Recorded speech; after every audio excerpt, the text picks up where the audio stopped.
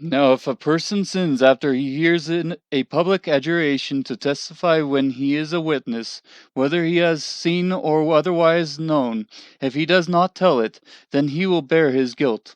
Or if a person touches any unclean thing, whether a carcass of an unclean beast, or the carcass of unclean cattle, or a carcass of unclean swarming things, though it is hidden from him and he is unclean, then he will be guilty.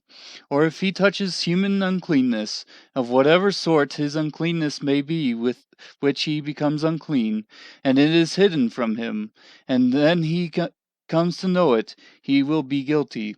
Or if a person swears thoughtlessly with his lips to do evil or to do good, in whatever matter a man may speak thoughtlessly with an oath, and it is hidden from him, and then he comes to know it, he will be guilty in one of these.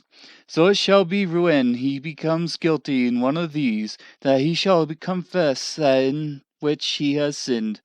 He shall also bring his guilt offering to the Lord for his sin which he has committed, a female from the flock, a lamb or a goat as a sin offering.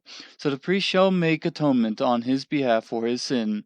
But if he cannot afford a lamb, then he shall bring to the Lord his guilt offering for that in which he has sinned, 2 turtle doves or 2 young pigeons, one for a sin offering and the other for a burnt offering. He shall bring them to the priest, who shall offer first that which is for the sin offering, and shall nip its head at the front of its neck, but he shall not sever it. He shall also sprinkle some of the blood of the sin offering on the side of the altar, while the rest of the blood shall be drained out at the base of the altar. It is a sin offering. The second he shall then prepare as a burnt offering according to the ordinance. So the priest shall make atonement on his behalf of his sin which he has committed, and it will be forgiven him. But if his means are insufficient for 2 turtle doves or 2 young pigeons, then for his offering for that which he has sinned, he shall bring the 10th of an ephah of fine flour for a sin offering. He shall not put oil on it, or place incense on it, for it is a sin offering. He shall bring it to the priest, and the priest shall take his handful of it and its memorial portion, and offer it up in smoke on the altar, with the offerings of the Lord by fire. It is a sin offering. So the priest shall make atonement for him concerning his sin which he has committed from one of these, and it will be forgiven him. Then the rest shall become the priest's, like the grain offering.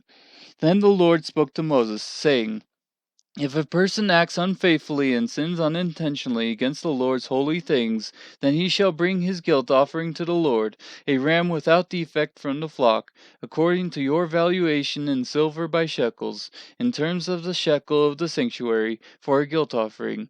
He shall make restitution for that which he has sinned against the holy thing, and it shall add to it a 5th part of it and give it to the priest. The priest shall then make atonement for him with the ram of the guilt offering, and it will be forgiven him.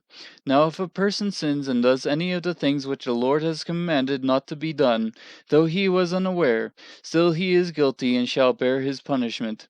He is then to bring to the priest a ram without defect from the flock, according to your valuation, for a guilt offering. So the priest shall make atonement for him concerning his error in which he sinned unintentionally and did not know it, and it will be forgiven him. It is a guilt offering.